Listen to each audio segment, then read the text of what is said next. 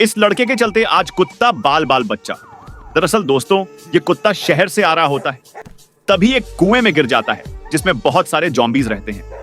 कुत्ता चिल्लाने लगता है, ज़ॉम्बी चिपक के उसके शरीर को कटने लगते हैं। तभी यह लड़का पढ़कर आ रहा होता है, उस कुत्ते को देख लेता है और जल्दी से पुलिस के कॉल करके बचाव टीम को बुलाता है।